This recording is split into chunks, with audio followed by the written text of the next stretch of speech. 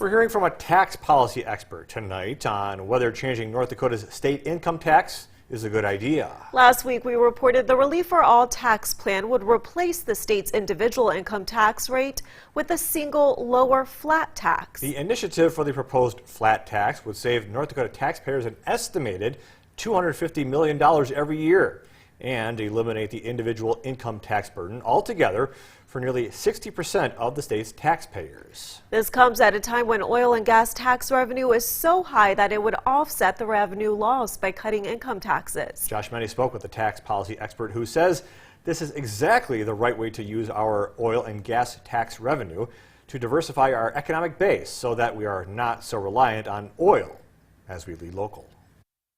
Bottom line is that their state is doing extremely well. State oil collections through July were $2.8 billion, 44% higher than forecasted. Tax dollars go back to the people that created that prosperity, our citizens. So now is the right time. North Dakota Watchdog Network's Dustin Goverlow says he's surprised state Republican leadership is coming out so strongly on this. It is refreshing that instead of the usual grandiose spending proposals, that they're actually coming forward with a genuine tax reform. Goverlow has been working for more than a decade with other politicos, including former Governor Ed Schaefer, to bring down the state income tax. The income tax is a tax on productivity. It's a tax on labor.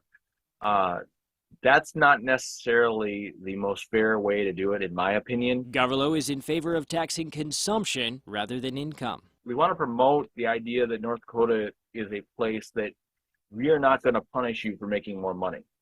We're going to tax you when you spend your money. North Dakota Democratic NPL Chairman Patrick Hart says income tax reduction doesn't actually help the working class overall. Well, I think flat taxes by default are fairly regressive. And I understand if people are making under about $65,000 a year, they're going to save about $750.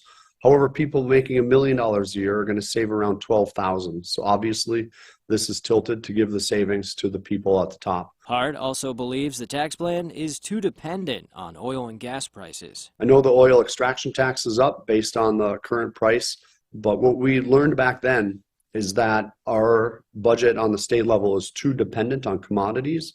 And just because commodities are up right now doesn't mean we shouldn't necessarily lower taxes. We should wait and see what happens with the war in Ukraine, wait and see what happens in the oil market. Goverlow says lowering the income tax will make North Dakota more attractive for startup companies, which he says will in turn diversify the state's economic base. Because LLCs are taxed under the personal income tax rates, they would benefit from this plan as well significantly. So an LLC, or North Dakota would become a very friendly place to launch an LLC. For KX News, I'm Josh Meny. The Relief for All tax plan will be a hot topic in the upcoming legislative session. If passed, lawmakers are expected to discuss dedicating legacy dollars to keeping income tax low.